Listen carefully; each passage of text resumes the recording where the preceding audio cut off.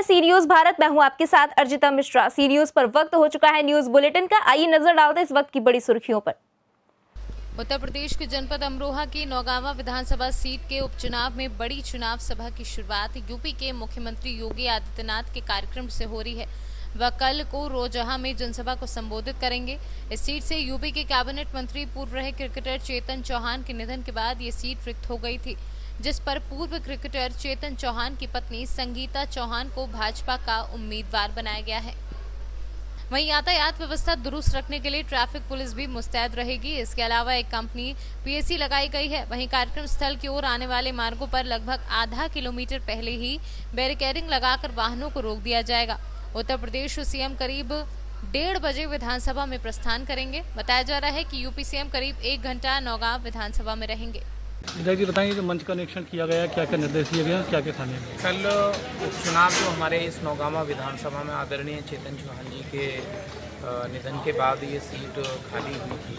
यहाँ पर उनकी धर्मपत्नी श्रीमती संगीता चौहान जी चुनाव लड़ रही हैं, तो उन्हीं के पक्ष में जनता से अपील करने के लिए हमारे उत्तर प्रदेश के आदरणीय मुख्यमंत्री योगी आदित्यनाथ जी यहाँ पर आ रहे हैं। तो उन्हीं के इस कार्यक्रम की तैयारी के लिए मंच और ये सब तैयारियां चल रही हैं और जनता यहाँ पर उत्सुक है आदरणीय योगी जी को सुनने के लिए, क्योंकि उन्होंने ऐतिहासिक काम किए हैं। और जो हमारी भारतीय जनता पार्टी का नारा है सबका साथ, सबका विकास और सबका विश्वास जीतना, उसी के आधार पर उन्होंने जो कार्य किया है, चाहे वो किसानों की ऋण माफ़ी का हो, चाहे वो हमारे यहाँ पर केंद्र सरकार द्वारा किसान सम्मान निधि देने की बात हो, बिजली जो 18 घंटे, 20 घंटे और 24 घंटे हमारी सरकारें दे रही हैं, और घर घर शौचालय बनवाने का काम किया है, पूरा गैस कनेक्शन के माध्यम से जो काम किए हैं, तो सभी जनता में मोदी जी और योगी जी के प्रति एक अपार लगाव है, उत्साह है।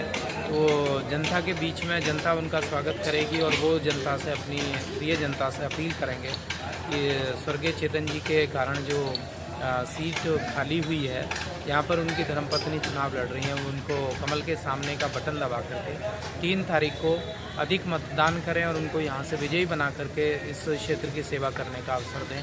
ऐसी अपील करने के लिए हमारे आदरणीय मुख्यमंत्री जी रजोहा गांव में, नौगांव विधानसभा के रजोहा गांव में आ रहे हैं।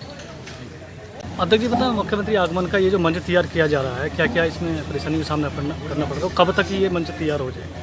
ये बस आज शाम तक पूरी तैयारी हो जाएगी। आज शाम तक मंच वगैरह लग के सब फिट हो जाएगा और कल माननीय योगी जी संबोधन करेंगे यहाँ से आके। माननीय संगीता चौहान जी के फेवर में सभा करने आ रहे हैं।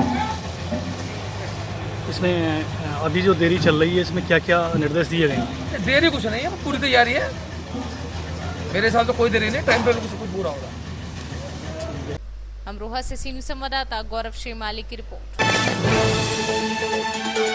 ज्ञानपुर स्थित पुलिस लाइन में पुलिस स्मृति के दिवस पर बुधवार को कार्यक्रम का आयोजन किया गया, जिसमें विभिन्न क्षेत्रों में कर्तव्य पथ पर अपने प्राणों की आहुति देने वाले सभी पुलिस अधिकारियों और कर्मचारियों को पुलिस अधीक्षक राम बदन सिंह ने सलामी देते हुए उन्हें श्रद्धांजलि अर्पित की। भदोही से सी न्यूज संवाददाता खुर्शीद खान की रिपोर्ट।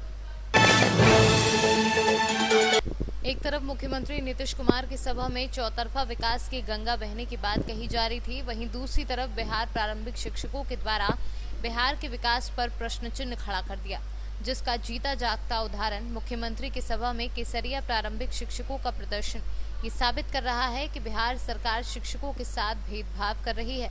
वहीं उन्होंने अपनी तख्ती पर क्या वितरित शिक्षक बिहार के नागरिक नहीं है, वितरित शिक्षक के साथ भेदभाव क्यों? पूर्वी चंपारण से सी न्यूज संवाददाता अशरफ की रिपोर्ट।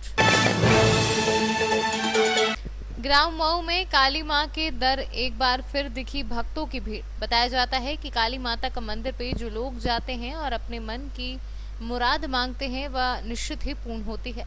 रात में भजन और कीर्तन हुआ और उसमें आसपास के सभी लोगों ने हिस्सा लिया। जालौन से सी न्यूज संवाददाता चंद्रपाल की रिपोर्ट। जिला पुंछ में आज के पुलिस लाइन में गलत मातृ दिवस मनाया गया, जिसमें शहीदों को श्रद्धांजलि दी गई। इस अवसर पर दीप खन्ना, डीसी राहुल यादव और एसएसपी रमेश अंग्राल ने विस्तार से बताया।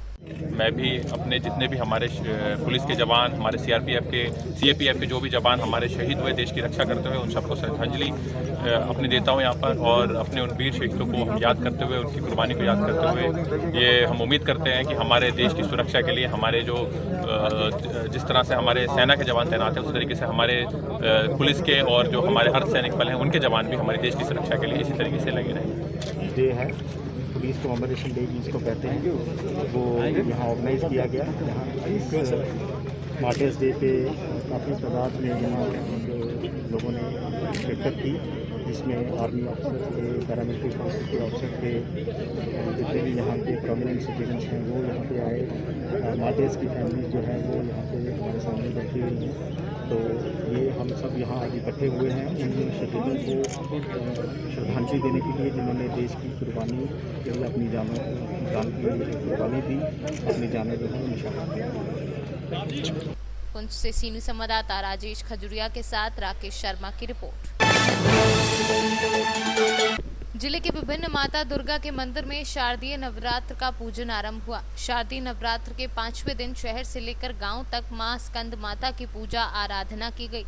माता के जयकारों से प्रातःकाल से ही मंदिर गुंजायमान होने लगे। कोरोना महामारी ने इस पावन पर्व का उत्साह तो कम कर ही दिया, फिर स्थानीय प्रशासन व सरकार के निर्देश अनुसार विभिन्न पूजा समिति कलश स्थापना कर सादे तरीके से नवरात्र मना रहे हैं। कहीं भी पंडाल का निर्माण नहीं कराया जा रहा है, ना कोई ध्वनि विस्तारक यंत्र का संचालन हो रहा है और ना ही कोई दुकान मेले लग रहे हैं। सुपौल से सीनियर संवाददाता मोहम्मद शमसुज्जामा की रिपोर्ट। पीलीभीत से सीनियर संवाददाता जितेंद्र शर्मा की रिपोर्ट। न्यूज बुलेटिन में फिलहाल इतना ही। देश दुनिया की तमाम खबरों के लिए जुड़े रहिए सी न्यूज भारत के साथ। हर खबर आपके साथ, आपके यहाँ।